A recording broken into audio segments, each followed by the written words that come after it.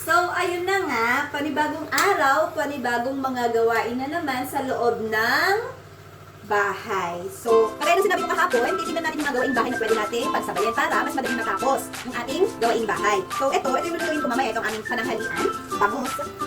And then, i-defrost ko muna to. And then, habang nagde-defrost siya, prepare ko na yung ating lalakhan.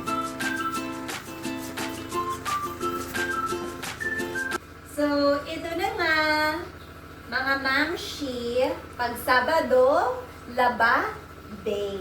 So, pag ako yung naglalaba, pinag-ihiwalay ko yung pang-itaas at yung pang-ibaba. Yung mga shorts, tapos dito, mga t-shirts, bra.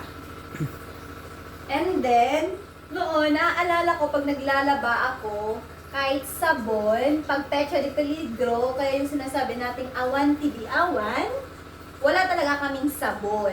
Uutang kami sa mga store, ganun yung ginagawa ko. Pero ngayon, laking pasasalamat ko sa ating Panginoon dahil we can afford it to buy.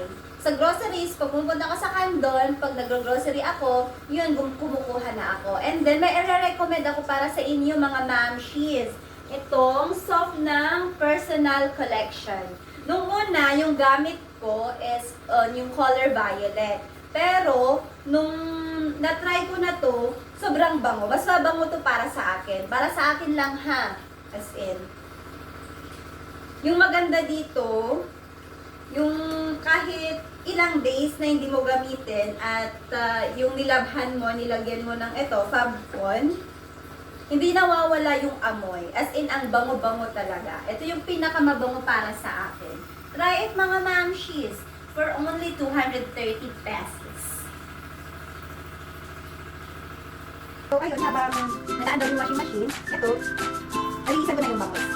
Yung ginagawa ko, dito sa, pinag-inisan ko dito sa bangos, niluto ko, para sa aking mahal ng pulgoso. Ito naman ang kanyang ubulakin.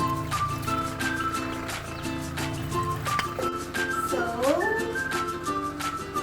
sa aking pagluluto ng bangos, gagamit ako ng sinigang sa sampalok mix para ang ating uulamin ay may asim at lalagyan ko ito ng, anong tawag natin dito? Umbo. So, tara na, magluto na tayo. Do ba do ba do ba do ba do ba do ba do ba do. So, ito po, nagsasampay na po ako. Pagkatapos ko pong magsampay, kakain na po kami. Do ba do boo do. A boo ba do ba do boo boo ba do. Ngayon, natapos na akong magsampay ang aking mga nilabhan. Ito ay kakain na kami.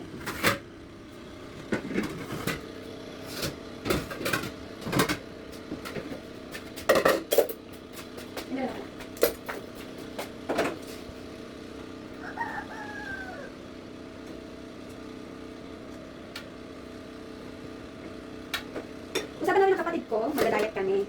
Kaya yan na yung rice namin. Ito na ang bangus. Ano yung sa'yo, kapatid? Ulo Sa kanya ay ulo. At ako naman ay, with the umbok. of course.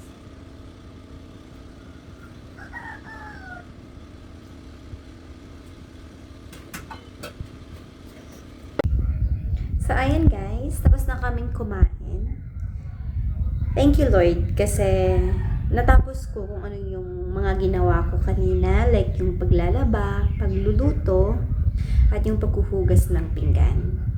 Thank you kay Lord sa araw-araw na blessings niya sa amin. And I'm for sure, alam kong nagpapasalamat din kayo sa blessings ni Lord sa inyo araw-araw. Yung mga pagkain, yung lakas mo araw-araw, yun, as in, nagpapasalamat ako kay Lord dahil binibigay niya yan araw-araw. Yun lamang po. Thank you po.